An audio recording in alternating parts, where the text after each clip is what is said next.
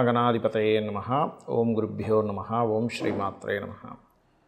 అరుణాం కరుణాతరంగితాక్షీం ధృతపాశాంకుశపుష్పబాణచాపాం అనిమాదిభిరావృతాం మయూకైః అహమిత్యేవ విభావయే భవానీం. శ్రీమాత్రే నమః.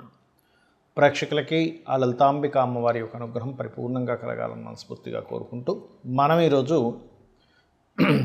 చేస్తున్నటువంటి ఈ కుజ మార్పు వల్ల ఎటువంటి ఫలితాలు ద్వాదశ లగ్నాల వారికి లేదా ద్వాదశ రాసుల వారికి జరుగుతాయనే విషయం మనం తెలుసుకుందాం. అందులో కొంత మంచి ఉంటుంది, కొంత జాగ్రత్త ఉంటుంది. ఈ కుజుడు కరెక్ట్గా ఈ యొక్క జూలై 28వ తేదీ నుంచి 45 నుంచి 50 రోజుల పాటు కన్యా రాశిలో ఉంటాడు. కాబట్టి ఈ రాశిలో కుజుడు యొక్క సంచారం అది అతనికి శత్రు రాశి. ఇలా శత్రురాశిలో ఉన్నప్పుడు ద్వాదశ లగ్నాల వారికి అద్భుతమైన యోగము ఉంటుంది, జాగ్రత్త ఉంటుంది. అయితే ఈ విషయాలు చెప్తుంది నేనైనప్పటికీ కూడా చెప్పిస్తుంది సాక్షాత్ లలిత అమ్మవారిగా భావిస్తూ ఒక్కొక్క లగ్నం గురించి మనం తెలుసుకుందాం. మేషరాశి వారికి కనుక చూసుకున్నట్లయితే మేష లగ్నాధిపతి 6లో ఉంటున్నాడు వెళ్ళి, అంటే శత్రువుపై జయాన్ని, కాంపిటీషన్ రిలేటెడ్ సంబంధించిన వాటిల్లో కలిసి రావడము, గేమ్స్ స్పోర్ట్స్ ఆడేటువంటి ముఖ్యంగా స్పోర్ట్స్ రంగాల్లో ఉండేటువంటి వారికి చాలా చక్కటి యోగాన్ని ఈ కుజుడు 6లో ఉండిస్తున్నాడు.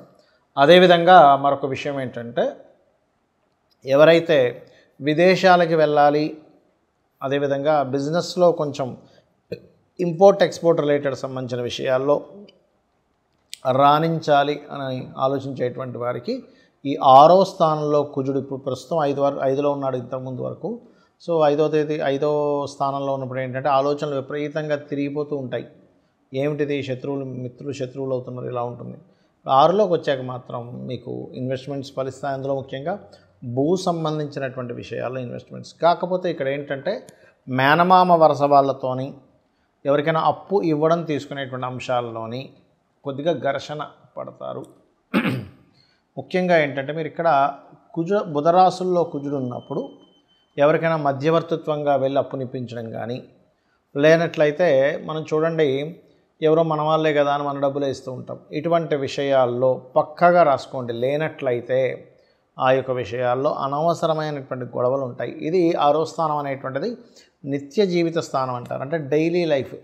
ఈ డైలీ లైఫ్ సంబంధించినటువంటి విషయాల్లో మనకి ఈ యొక్క మాట మాట్లాడడం వల్ల ఏదైనా గొడవ వస్తుందా అని అనుకునేటువంటి అంశాల్లో ఖచ్చితంగా మీరు జాగ్రత్త వహించాలి, గుర్తుపెట్టుకోండి.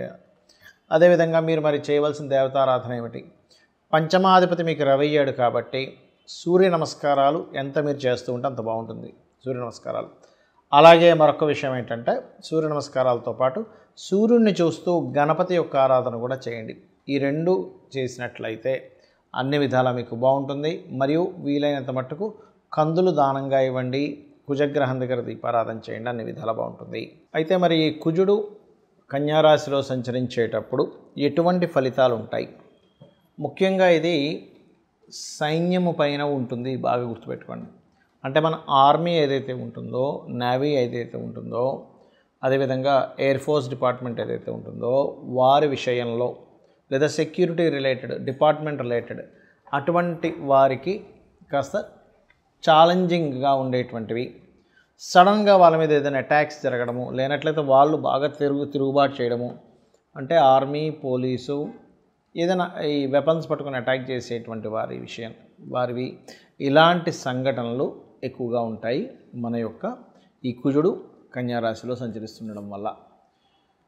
అలాగే భూములకు సంబంధించిన విషయంలో ల్యాండ్స్ చూసుకున్నట్లయితే భూముల యొక్క ధరలు పెరగడం ప్రారంభమవుతాయి కుజుడు కన్యారాశిలో ఉన్నప్పుడు. అయితే ఇక్కడ భూ సంబంధించిన విషయంలో కొన్ని వివాదాలు కూడా ఏర్పడతాయి. అందులో ముఖ్యంగా రాజకీయ నాయకుల యొక్క ఇన్వాల్వ్మెంట్ వల్ల కావచ్చు, లేనట్లయితే గతంలో ఏదైనా గవర్నమెంట్ ఇది అలాట్ చేసేసింది మళ్ళీ తీసుకుంటున్నారు ఏంటనేటువంటిది గవర్నమెంట్కి ప్రజలకి భూ సంబంధించినటువంటి విషయంలో. ఎందుకంటే ఇక్కడ కన్యారాశి కానివ్వండి, వృషభ రాశి కానివ్వండి, మకర రాశి కానివ్వండి భూతత్వ రాశులు అంటారు. అందులో ఆ భూతత్వ రాశుల్లో ముఖ్యంగా రవికి కన్యారాశి మంచిదే, అందులో ఎటువంటి సందేహం లేదు. కాకపోతే ఎప్పుడైతే కుజుడితో కలుస్తాడో రవి, ఎందుకంటే మనకి ఇక్కడ ఎండింగ్లో కలుస్తాడండి, స్టార్టింగ్లో ఏం కలవడు. ఎందుకంటే మనకి జూలై 28వ తేదీ ఈయన కన్యారాశిలోకి వస్తే ఆయన వచ్చేసరికి ఆగస్ట్ ఆల్మోస్ట్ సెప్టెంబర్ ఆ టైంలో వస్తాడు. సెప్టెంబర్ 17, 16, 17 ఆ టైంలో రావడం జరుగుతుంది. కాబట్టి ఏంటంటే ఈ సమయంలో సెప్టెంబర్ ఆఖరి సమయంలో మాత్రం కాస్త ఈ గవర్నమెంట్ ఈ భూములకు సంబంధించిన విషయంలో కొన్ని ఘర్షణ యోగాలు ఇవ్వనున్నాడు అక్కడ. మరి ఈ కుజుడికి కొంతమంది కుజ సంబంధించిన విషయంలో కొన్ని రాంగ్ కాన్సెప్ట్స్ ఉన్నాయి. ఏమిటవి అంటే లగ్నం నుంచి, అది కూడా మీ లగ్నానికి శుభుడైతే ఎటువంటి కుజదోషం లేదు, పాపి అయి పాపగ్రహాలతో కలిసి ఉంటే మాత్రమే కుజదోషం. చాలామంది తెలియక దీన్ని లగ్నం నుంచి, రవి నుంచి, అదేవిధంగా చంద్రుడి నుంచి, శుక్రుడి నుంచి కూడా చూసేసుకుంటుంటారు. అలా చూడకూడదు కుజదోషాన్ని. కేవలం లగ్నం నుంచే చూసుకోవాలి. అది కూడా పాడైతేనే ఒక్కోసారి క్యాన్సిలేషన్స్ ఉంటాయి. అంటే కుజుడు శుక్రుడితో ఉన్నా, కుజుడు గురువుతో ఉన్నా, లేకపోతే కుజుడు ఉచ్చస్థితిలో ఉన్నా, కుజుడు ఉన్నటువంటి నక్షత్రాలు అనుకూలమైనటువంటి నక్షత్రాలైనా లేనట్లయితే కుజ దశ రాకపోయినా సరే దానికి ఇబ్బంది ఉండదు. అలాగే మరొక విషయం ఏంటంటే కుజుడు కొన్ని లగ్నాలకు మాత్రమే పాపి, కొన్ని లగ్నాలకు శుభ్రవుతాడు. ఏ లగ్నాలకు శుభ్రవుతాడంటే మేషము, కర్కాటకము, సింహము, వృశ్చికము, ధనస్సు, మీన లగ్నాలకు శుభుడు. మిగతా 6 లగ్నాలు ఏవైతే ఉంటాయి వృషభ, మిథున, కన్య, తుల, మకర, కుంభ లగ్నాలు పాపవుతాడు శని, కుజుడు. కాబట్టి ఈ పర్టికులర్ లగ్నాలకు మాత్రమే మీరు చూసుకోండి ఏ లగ్నాలకు శుభ్రవుతాడో ఏ లగ్నానికి పాపవుతాడు. ఇందులో మరలా ప్రధానంగా కుజుడు ఎక్కడున్నా దోషం అనుకుంటారు. అలా కాదు. లగ్నంలో ఉన్నాడు, మంచివాడైతే మంచి స్ట్రాంగ్ బాడీ ఇస్తాడు, చెడ్డవాడైతే రక్తహీనత. 2వ స్థానంలో ఉన్నాడు కుజుడు. మంచివాడు అనుకోండి, మీ లగ్నానికి శుభుడు బాగున్నాడు అనుకోండి, భూమి మూలంగా ధనయోగాన్ని ఇస్తాడు. బాగోపోతే భూమి మూలంగానే ధనహీనత, కుటుంబ సభ్యుల్లో గొడవలు ఇస్తూ ఉంటాడు. 3వ స్థానంలో ఉన్నాడు, పరాక్రమ యోగం బాగుంటే, బాగోపోతే మీరు ఏం మాట్లాడినా గొడవలు అవుతూ ఉంటాయి. 4వ స్థానంలో బాగుంటే భూములు అద్భుతంగా సంపాదిస్తారు, కానీ బాగోపోతే భూములు పోగొట్టుకోవడం జరుగుతూ ఉంటుంది, భూములు ఎవరైనా కబ్జా చేయడం జరుగుతుంటుంది. అంటే ఇక్కడ ఏంటి, కుజుడు బాగున్నాడా బాగోలేడా, పాపి శుభుడు ఒక ఎత్తు అయితే బాగున్నాడా బాగోలేడా అనేటువంటి దాన్ని చూసుకోవాలి. పంచమంలో ఉంటే సంతానం వల్లే వీళ్ళకి భూములు రావడం, సంతానం చాలా స్ట్రాంగ్గా ఉండడం జరుగుతుంది. అదే పంచమం పాడైతే అబాషన్స్, మిస్క్యారేజ్ జరుగుతూ ఉంటాయి. 6లో ఉంటే శత్రువుపై జయం ఉంటుంది. అదే 6లో ఉండి పాడైతే మాత్రం శత్రువులు ఎక్కువ అవుతూ ఉంటారు. 7వ స్థానంలో ఉంటే మాత్రమే వివాహ సంబంధించిన విషయం మీద, జీవిత భాగస్వామి యొక్క ప్రవర్తన మీద కోపంగా ఉండడం ఇట్లాంటివి జరుగుతూ ఉంటాయి.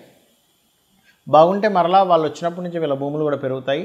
అష్టమంలో కనుక కుజుంటే అది పాడైతే యాక్సిడెంట్స్, పాడవకపోతే తాతగారు ఆస్తి రావడం జరుగుతుంది. 9వ స్థానంలో కనుక మీకు కుజుడు ఉన్నట్లయితే, ఇక్కడ 9వ స్థానం అనేటువంటి తండ్రి స్థానం కాబట్టి ఏదైనా అంటే తండ్రి ద్వారా బాగుంటే తండ్రి ద్వారా ధనము, తండ్రి యొక్క శక్తి మీరు పొందుతారు. అంటే తండ్రే మీకు సపోర్ట్ అవుతారు. లేనట్లయితే తండ్రితో గొడవలు ఉంటాయి.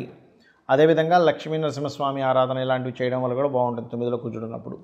10వ స్థానంలో కుజుంటే లీడర్ అవుతారు బాగుంటే కనుక. బాగోపోతే కనుక అదే కంపెనీలో అదే జాబ్లో వాళ్ళకి ఇబ్బందులు వస్తూ ఉంటాయి.